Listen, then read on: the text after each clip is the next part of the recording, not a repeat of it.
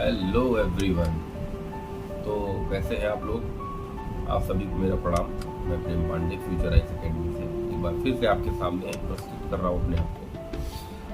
मित्रों, जैसा कि आप लोग वीडियो में देख रहे हैं, मैं अभी आप लोगों को सिर्फ एक कहानी के माध्यम से आपके दिमाग में एक कॉन्सेप्ट भर रहा हूँ, एक कॉन्सेप्ट आपको बता रहा हूँ कि कॉन्सेप्ट कैसे होना चाहिए। देखिए, हम आपको बता दें कि फैक्ट तो किताबों से पढ़ा जा सकता है, कोई भी खरीद के लाके पढ़ लेगा, लेकिन कंसेप्ट कैसे आप उसका कंसेप्ट अगर आपको एक बार समझ में आ गया तो फैक्ट भी आ ही जाए। मित्रों, मैंने आप लोगों से कहा था कि ये महीने के लास्ट तक या महीने के नया मंथ आगे आएगा, तो मैं प्रयास करूंगा कि जो भी कंसेप्ट आपको पढ़ा रहा उसका फैक्ट आपको पढ़ाता रहेगा। मित्रों, हम लोगों ने प्रीएम्बल पे बात कर ली है, हम लोगों ने संविधान के पहले जो घटा है उस पर बात कर ली है, सेंट्रल स्टेट यूनियन से जो क्वेश्चन आते हैं हमने उस पर बात कर ली है। तो सेंट्रल स्टेट में एक क्वेश्चन आप लोग लिखिएगा, केंद्र राज्य संबंध में क्वेश्चन है मेंस का, लिखिएगा केंद्र राज्य संबंध में राज्य और केंद्र के मध्य किन किन कारणों से विवाद होता रहा है और इसका एक सफल रूप से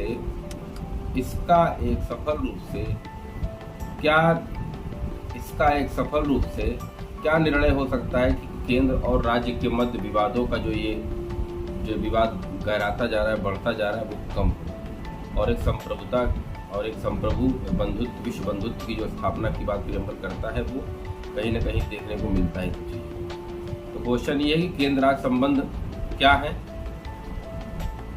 पहला पॉइंट है केंद्र राज्य संबंध क्या है, सबको पता है। केंद्र राज्य संबंध क्यों प्रभावित होता है, बात कर चुका हूँ।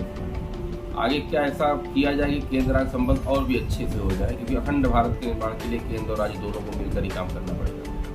तो मित्रों, केंद्र राज्य संबंध को आप पढ़िए, इसका कंसेप्ट मैं लिखाऊंगा आप लोगों को बोर्ड पे बाकायदा, एक एक चीज़ों को मैं एक्सप्लेन करूँगा, पॉइंट टू पॉइंट एक्सप्लेन करूँगा।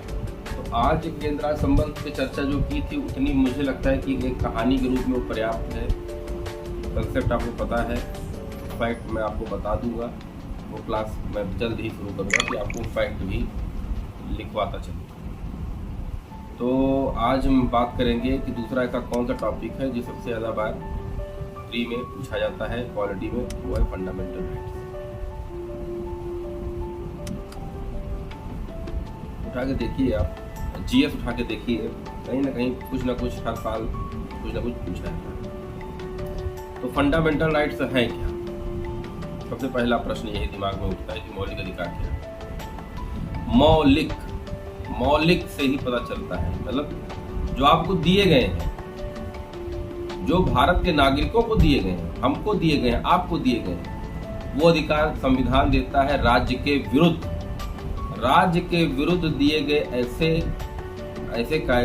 विरुद्ध दिया गया ऐसा कोई पावर जो राज्य को उसकी मनमानी करने से रोकता है, वो सीधी सी बात मौलिक अधिकार की बात करता है। तो मौलिक अधिकार आर्टिकल 12 से 35 तक भारतीय संविधान में, अनुच्छेद 12 से लेकर 35 तक,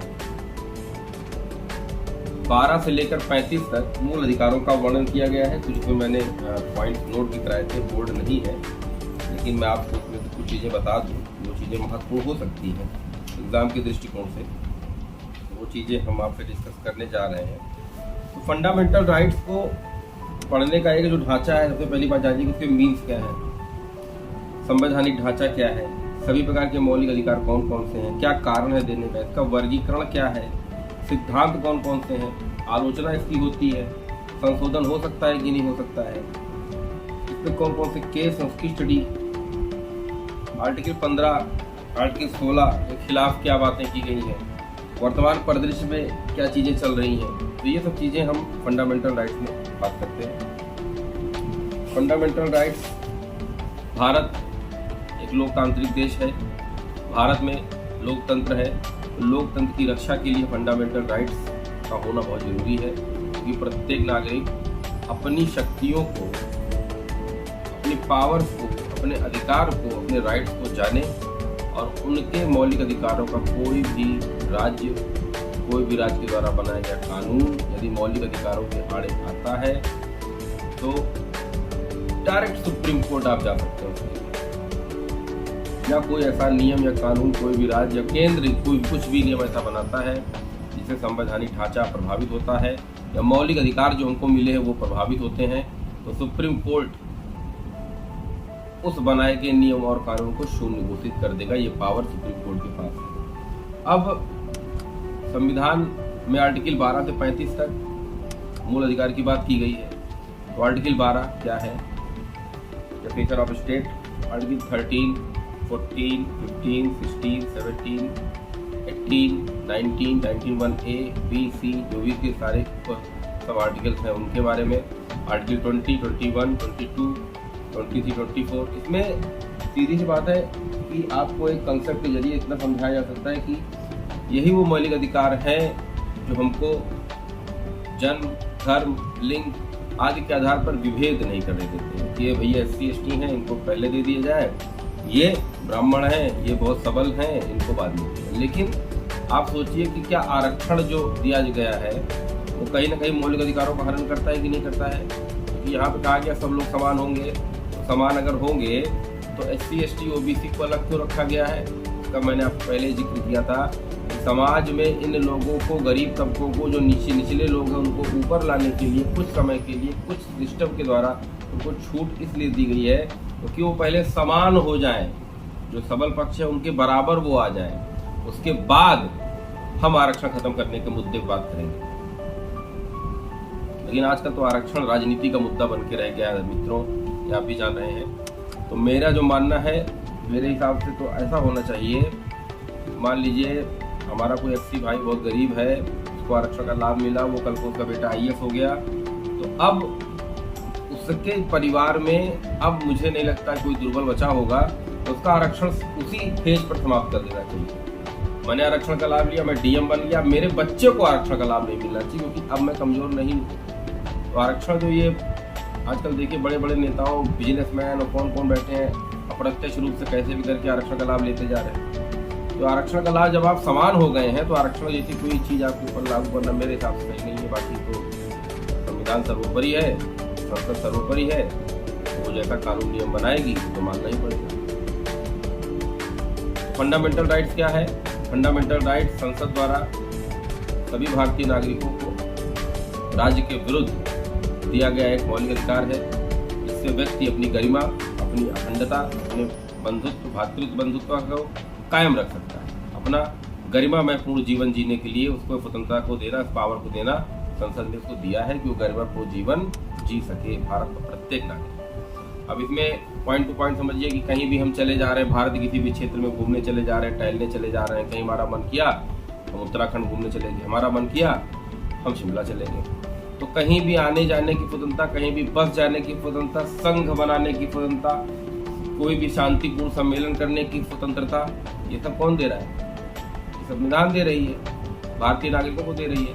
अब मैंने कहा भैया आपको जो है मीटिंग करने का, संघ बनाने का या शांतिपूर्ण सम्मेलन करने का अधिकार है, तो आप AK-47 लेके पहुंच गए, 4-5 पूरा ग्रुप बना लिए बदमाशों का, हौसला लेके आप पहुंच गए। वहाँ पे आप भड़काऊ भाषण दे रहे हैं, धर्म के खिलाफ जाके बात कर रहे हैं, धार्मिक उत्प्रेरणा कर रहे हैं, तो ऐसा नहीं माना जाएगा कि भैया आप कहिए भैया हमको तो आर्टिकल 19 में बताया गया था कि हम संघ बना सकते हैं, संगम बना सकते हैं, तो हम ये कर रहे हैं, तो आप क्यों रोक रहे हैं? आपके स्वतंत्रता वहीं तक है जहां तक किसी दूसरे की स्वतंत्रता आहत नहीं होती है। यदि किसी की दूसरे की स्वतंत्रता, किसी की दूसरे की स्वतंत्रता पर आपके द्वारा किया कोई भी ऐसा कार्य आघातपूर्ण होगा तो वो स्वतंत्रता आपकी वही शून्य हो जाएगी। अब कहीं भी आने जाने की भैया तो आप कहिए हम तो नागालैंड जाएंगे, वहाँ पे जो है अंडमान निकोबार जाएंगे, वहाँ जाके जो है वहाँ की जो जनजातियाँ उनके बीच में अपना घर बनाएंगे, तो ये गलत है। तो कहा गया कि सभी लोगों की संस्कृति, सभ्यता आदि का कौन शोषण का, साथ का रखवाला कौन है? संसद है। संसद नियम कानून बनाती है भाई इनकी संस्कृति को बचा के रखा जाए, सुप्रीम कोर्ट उसको फोकस करती है। अब आप किसी कोई कल्चर, कोई जनजातियों कल्चर है, वहाँ जनजातियों का रहने के लिए वो स्थान सेव कर दिया गया कि अपनी संस्कृति को बचाए रखें। अब आप जाइए वहाँ अपना घर बनवा लीजिए, कहिए भैया हमको तो कहीं भी रहने जाने, खाने पीने की स्वतंत्रता है, कहीं भी बस जाने की स्वतंत्रता, तो आप वहाँ नहीं कर सकते। क्यों? क्योंकि आपके वहाँ रहने से, आपके वहाँ जाने से, आपकी भाषाओं से, आपकी क्रियाकलापों से हो सकता है उनकी संस्कृति को प्रभाव पड़ रहा हो। कल्चर हुआ कहीं ना कहीं फॉल्ट हो रहा हो, वहां पर आप ऐसा काम नहीं कर सकते। तो मौलिक अधिकार पूर्णतः नागरिकों को दिया तो गया है मेरे भाइयों, लेकिन समय समय पर उस पर एक लगाम भी लगा दिया है कि आप ठीक है गरिमापूर्ण जीवन जीने के लिए आप खुश हैं, लेकिन तब तक खुश हैं जब तक किसी दूसरे की गरिमा आप न भंग कर दीजिए। पता लगा हमको संविधान ने पावर दी गरिमापूर्ण जीवन जीने के लिए, मैं अगल बगल किसी को जीने ही नहीं दे रहा हूँ। कहीं भी आने जाने की स्वतंत्रता है, मैं बगल वाले जो पड़ोसी उनके घर में चला जा रहा हूँ वहीं जाके लेट जा रहा हूँ, मुझे यहाँ रहने की स्वतंत्रता है, यही संविधान ने पावर दिया है। निजी अब खुद निजी जीवन जी रहा हूँ, मुझे निजीकरण की स्वतंत्रता है, मैं अपना लाइफ कैसे भी करूँ, क्या फर्क पड़ता है। मैं जिंदा हूँ, मुझे मेरा मूड खराब हो किसी मैं आत्महत्या कर लूँ, आत्महत्या क्या है वो भी मैं खुद ही कर रहा हूँ, तो सीधा मतलब आप उसके लिए स्वतंत्र नहीं है, ये अपराध है। तो संघ बनाने की स्वतंत्रता, संगम बनाने की स्वतंत्रता, प्रेस में देखा होगा कभी कभी कार्टून प्रेस वाले बना देते हैं, उसमें देखा होगा जैसे कि बड़ा सा पेट नेता का और पैसे की गठरी पीठ फैलाता हुआ घूम रहा है, ऐसे कॉमेडियंस जो फोटोग्राफ पेपर में निकलती हैं उसको बनाने की स्वतंत्रता दी गई है इसी आर्टिकल 19 के अंतर्गत। प्रेस की स्वतंत्रता जो हम छाप देते हैं, भाजपा, कांग्रेस, सपा, इन सब के बारे में जो टीका टिप्पणी प्रेस वाले करते हैं इसी आर्टिकल 19 के अंतर्गत करते हैं, वो स्वतंत्र हैं। लेकिन अब वो इतना स्वतंत्र नहीं है जो मोदी जी को पेपर में गाली देके लिखने लगे, राहुल गांधी जी को गाली देके, ऐसी स्वतंत्रता नहीं है, ये मौखिक अपवाद नहीं माने जाएंगे। स्वतंत्रता वहीं तक होगी। देखिए मुझे तो लगता है कि मीडिया को जो है चौथा पिलर कहा जाता है जनता का, जनता के बारे में सारी जानकारी जो भी चीज जनता को जागरूक कराना है मीडिया कराती है। लेकिन आज तो भैया ऐसा हो गया है कि मीडिया तो अब जैसे लगता है कि जागरूकता की बात छोड़िए, अब तो वो जैसे चार आदमी बैठा के आप बताइए धर्म के मुद्दे पर, ये सब फालतू ऐसे मुद्दे, विकास के मुद्दों पर बात न करते हुए धार्मिक मुद्दों को ज्यादा उछाल रही है। ज्यादा देखिए मीडिया का सीधा सा एक ही मकसद और एक ही मुद्दा यही है कि सभी जनता को, भारतीय सभी जनताओं को जो कृत्य सरकार कर रही है, जो कार्य कर रही है, उससे अवगत कराना है। तो आज तो क्या हो गया भैया कि पता लगा किसी सरकार की किसी की तारीफ मीडिया तारीफ ही करे चली जा रही है और किसी दूसरे का तो एकदम वही करे चली जा रही है। तो काम क्या था मीडिया का? जनता को जागरूक करना, उसकी चीजों को उसको बताना कि भैया ये सरकार कर रही है, अब क्या कर रही है पता नहीं क्या कर रही है। अब ये मीडिया भी एक प्रकार की बिजनेस मुझे लगने लगा है। ये मेरा अपना मानना है, आप लोगों से लेकर आप लोग मानिए, आप लोग भी ठीक है, जो जैसा कार्य करेगा वो सामने आएगा ही। तो संघ बनाने की स्वतंत्रता, संगम बनाने की स्वतंत्रता, प्रेस की स्वतंत्रता, शांतिपूर्ण सम्मेलन करने की स्वतंत्रता आर्टिकल 19 कहता है। आर्टिकल 17 कहता है अस्पृश्यता का अंत। अस्पृश्यता का मतलब समझ रहे हैं? अस्पृश्यता का अंत मतलब जैसे कि मान लीजिए हम ब्राह्मण हैं, हम हनुमानगढ़ी मंदिर चला के व्यक्ति भाई मारा, वो जा ही नहीं पा रहा है। तो ये ऊंच नीच की जो खाई है, एक दूसरे को छू नहीं सकते। पहले के जमाने में क्या था, SC ST लोग जब आते थे नगरों में तो ढोलक बजाते हुए आते, डम डम डम डम डम डम डम डम डम ढोलक। क्यों? क्योंकि जितने भी सवर्ण लोग थे, जनरल कैंडिडेट, ब्राह्मण, क्षत्रिय, वैश्य, ये सब थे, लाल थे, ये लोग अपने अपने नगरों में छिप जाते थे और ऐसा माना जाता था कि ये जो डम डम डम डम बजा के आ रहे हैं ये चांडाल हैं, इनको अंत्यज कहा जाता था। शूद्र को चांडाल की संज्ञा दी जाती थी प्राचीन भारत में। आप लोग अपने अपने बच्चों को अंदर लेके चले जाइए, कहीं इनकी छाया अगर आप पर पड़ गई तो आप, अगर इन लोगों की छाया आप पर पड़ गई या आप लोगों ने इनको देख लिया, तब आप क्या हो जाएंगे? भस्म नहीं हो जाएंगे, अब पवित्र हो जाएंगे आप महीने भर के लिए। ये तो भैया भावना थी। तो उसी को कम करने के लिए आरक्षण वगैरह जो बातें किया थी, उसी को कम करने के लिए, लोगों को ऊपर उठाने के लिए आरक्षण वगैरह दिया गया है। लेकिन आरक्षण यहाँ देने से नहीं होता मेरे भाई, आरक्षण यहाँ से, दिमाग से। जब तक हमारे दिमाग में ये चीज बसी है, शूद्र है, वो ठाकुर है, वो बनिया है, वो यादव है, ये यहाँ से ये यहाँ पे जब तक कंट्रोल होगा, सब समान है, हमारा भारत का नागरिक है, यहाँ के भाई बहन हमारे भाई बहन है, जब तक यहाँ से ये फ्लॉट एजुकेशन सिस्टम जब तक नहीं सही होगा भैया, ये ब्राह्मण क्षत्रिय वैश्य होता रहा है, आगे भी होता रहेगा। राजनीति का ये मुद्दा बन कर रहा है और आगे भी बनता रहेगा। तो मैं कोई राजनेता तो हूँ नहीं जो मैं इस पर डिस्कस करूंगा, लेकिन आप लोग सोचिएगा इस पॉइंट को। आर्टिकल 18 कहता है उपाधियों का अंत कर देंगे। राजा, मेरा नाम प्रेम पांडे, मैं राजा प्रेम पांडे नहीं हूँ। लेकिन एक बात बताइए, जो डॉक्टर बनते हैं, PhD वगैरह करके डॉक्टरेट की उपाधि मिलेगी, कोई पता लगा हमको अमेरिका ने कहा कि भाई प्रेम पांडे जी को ये उपाधि दी जाएगी, तो भारत देश हम पता करेगा कि हाँ ये उपाधि देने लायक है कि नहीं है, और ये उपाधि वहां से ले सकते हैं। मतलब कंट्रोल, जैसे राजा राम मोहन राय, सर राजा राम मोहन राय, कोई लॉर्ड कॉर्नवालिस, तो किसी के नाम में राजा महाराजा ये सब नहीं लगेगा, सब नॉर्मल रहेंगे, चाहे ऊपर जाति का हो चाहे नीचे जाति का। उपाधियां किसी को नहीं दी जाएंगी। ठीक है। तो आर्टिकल 21 मैंने डिस्कस किया है कि प्राण एवं दैहिक स्वतंत्रता का अधिकार, मुझे जीने का, कहीं भी आने जाने का, अपने सशरीर कहीं भी आने जाने की स्वतंत्रता का अधिकार है। आर्टिकल 21A कहता है 6 से 14 साल तक के बच्चों को शिक्षा का अधिकार है। तो भैया मुझे तो लगता है यार, अभी तो मैं उस दिन बता भी रहा था, आज भी बता रहा हूँ, 6 से 14 साल तक के बच्चे सबसे ज्यादा जो है वो बाड़ा, और ये वो कार से जा रहा था मैं, गया मेरे शीशे पे धड़ाम से सिर लग गया। मैंने कहा कौन है भाई? तो मैंने घूम के देखा तो बच्चा मुझे 10-11 साल का रहा होगा, मुझे पूछने लगा शीशे पर ही। तो अब इसके बारे में भी यही बात है भैया, एजुकेशन लेवल जब तक आपका मेंटेन नहीं होगा, जब तक आपका एजुकेशन सिस्टम अच्छा नहीं होगा भैया, कुछ नहीं होगा, देने से कुछ नहीं होगा। अरे इनको लोग को मैंने कहा भैया आप 6-14 साल के बच्चे पढ़िए, आके पढ़िए। अब आप अपने बच्चे को भेजिए, सरकार थोड़ा लेके आपके बच्चे को जाएगी पकड़ के, चले भैया पढ़ाई कर लो, घर से निकाल। माँ बाप का भी थोड़ा जागरूक होना चाहिए। तो आर्टिकल 21 प्राण एवं दैहिक स्वतंत्रता का अधिकार। आर्टिकल 21A सभी 6 से 14 साल के बच्चों को शिक्षा का अधिकार। आर्टिकल 22, 23, 24, 25, 26, 27, 28, 29, 30, 31 तो संविधान से निकाल के बाहर फेंक दिया गया है। फिर इसके नीचे जो भी आर्टिकल है उसमें अपराधों एवं दोष सिद्धि के लिए संरक्षण हो गया। कल कारखानों में जो भी बच्चा 6 साल बच्चा कोई भी आयुध कारखाने, किसी भी ऐसी होटल्स में या किसी भी काम करने के लिए उसको मनाही की गई है, उसको भी पढ़ने का अधिकार दिया गया है। फिर यहाँ क्या किया गया, SC/ST को जो है संघ बनाने की स्वतंत्रता दे दी गई, उनको उनकी संस्कृति बचाने के लिए, धर्म के प्रचार की स्वतंत्रता के लिए, सबको सब किसी को अपने धर्म के प्रचार की स्वतंत्रता है।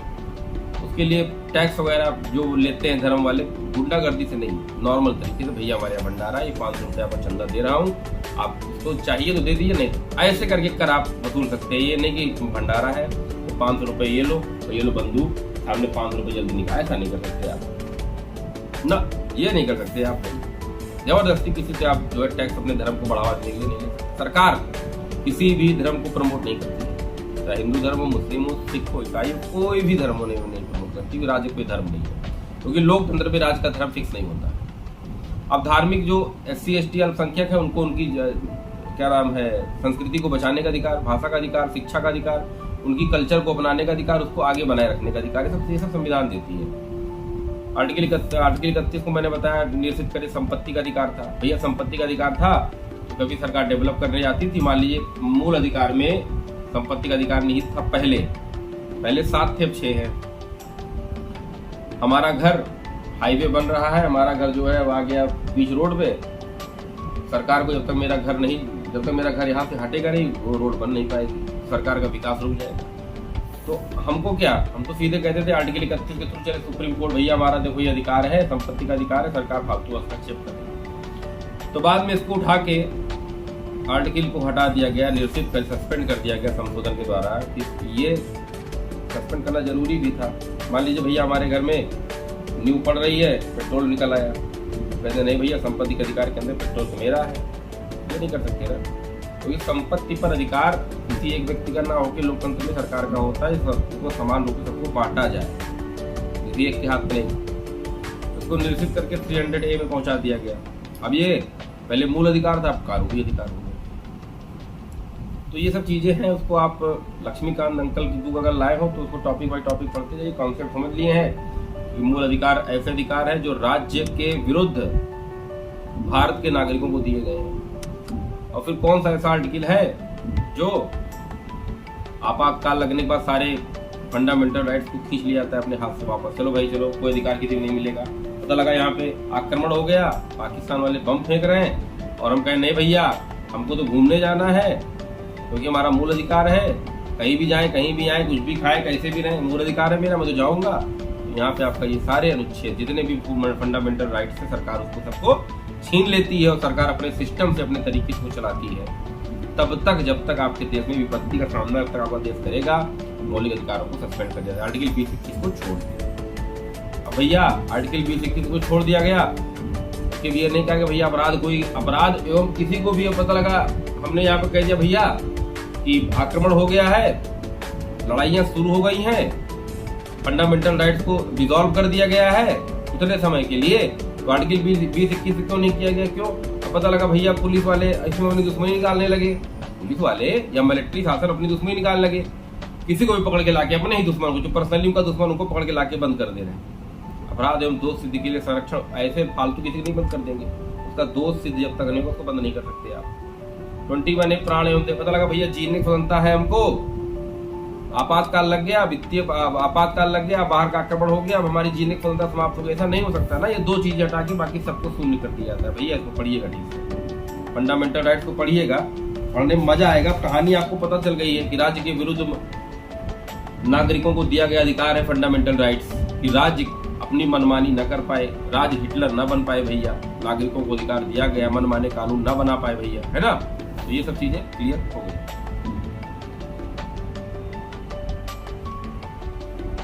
मेरे भाइयों बहनों, मेरे मित्रों, तो कॉन्सेप्ट तो आपको पता चल गया, मूल अधिकार क्या है,